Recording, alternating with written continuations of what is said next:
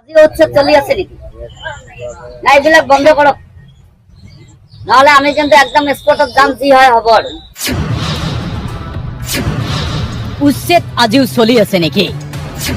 এইবিলাক বন্ধ কৰক, নহলে আমিও ভিতৰলৈ যাম, যি হয় হব। আৰু আকৌ এবাৰ শুনক, কোনে কেনেকৈ ৰাজহুৱা সভাতেই প্ৰশাসনক এনেকৈ ধমক দিছে। আজি উচ্ছেদ চলি আছে নেকি? না এইবিলাক বন্ধ করক, নহলে আমি কিন্তু একদম স্পটত যাম, যি হয় হব।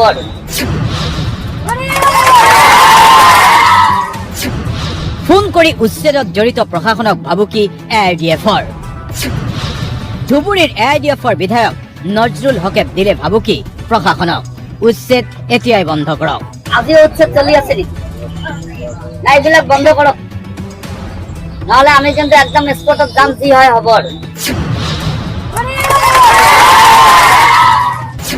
উচ্ছেদৰ তীব্ৰ বিৰোধিতাৰে ভাবুকি দিলে AIDFে।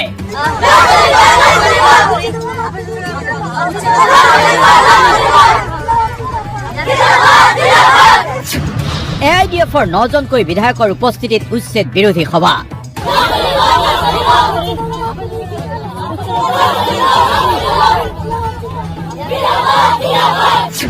চৰকাৰ প্ৰশাসনক কঠোৰ সকিয়নি দিলে AIDFৰ ইগৰাকীৰ পিছত সিগৰাকী নেতা বিধায়কে।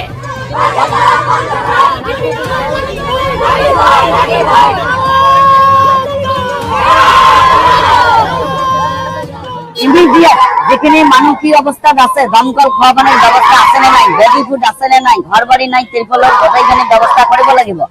আৰু অসমৰ মাননীয় মুখ্যমন্ত্ৰী ডাঙৰীয়াক আমি ধিক্কাৰ জনাইছো। ইমানখিনি অসমৰ সৰ্ববৃহৎ এইটো উচ্ছেদ হল চবুয়া বাকৰা বিলেখীপাৰাৰ এই অঞ্চলত। মই এতিয়া চিডি আছক এই কথাখিনি কলত, যদি আপোনালোক উপযুক্ত ব্যৱস্থা নকৰে আৰু ৰিচেণ্টলি উচ্ছেদ বন্ধ কৰক, যিমান দিনলৈকে পুনৰ সংস্থাপন নহয় তেতিয়ালৈকে উচ্ছেদ কৰিব নোৱাৰিব। আৰু যদি কৰে আমাক ফাঁকি দি কৰে যেনে কালি আকৌ আহিম, তাৰ পিছদিনাও আহিম, ডেইলি আহিম।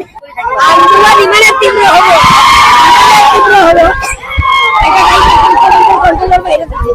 সাংঘাতিক ধৰণৰ গণতান্ত্ৰিক আন্দোলনৰ কথা কোনো কথা নাই, হবই হব। উচ্ছেদৰ ক্ষেত্ৰত সাধাৰণ শ্ৰেণীৰ লোকক টাৰ্গেট কৰা হৈছে। এই উচ্ছেদক অমানৱীয় আখ্যা দি AIDF এতিয়া জঁপিয়াই পৰিছে উচ্ছেদিতৰ কাষত, আৰু লগে লগে চৰকাৰ প্ৰশাসনক দিছে কঠোৰ সকিয়নি। এতিয়া আমি উচ্ছেদ কৰিব আমি নিদিওঁ। আমাৰ মাননীয় মুখ্যমন্ত্ৰী ডাঙৰীয়াই আপোনাৰ সমাজত যিটো বিশৃংখলা সৃষ্টি কৰিব, আমাৰ এই মানুহখিনিক মাৰি শেষ কৰিব কাৰণে ব্যৱস্থা কৰি দিছে। তেখেতক আমি ধিক্কাৰ কৰাইছো। এই চৰকাৰে আপোনাৰ মুছলমান মানুহক টাৰ্গেট কৰি অন্যায় কৰি আছে। পিছে AIDFৰ এই ভাবুকিৰ পিছতে AIDFৰ 9জন বিধায়ককে আটক কৰিলে ধুবুৰীৰ আৰক্ষী প্ৰশাসনে। উচ্ছেদৰ ক্ষেত্ৰত চৰকাৰ প্ৰশাসনৰ বিৰুদ্ধে যোৱা স্থিতিক লৈ AIDFৰ বিৰুদ্ধে এনে আইনগত ব্যৱস্থা গ্ৰহণ কৰা হৈছে। আজি আমাক কি দুখত গ্ৰেপ্তাৰ কৰা হল, ইয়াত আজি কি ধাৰাত এৰেষ্ট কৰে নাজানো।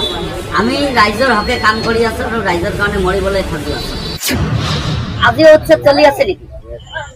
না এইবিলাক বন্ধ কৰক, নহলে আমি কিন্তু একদম স্পটত যাম, যি হয় হব।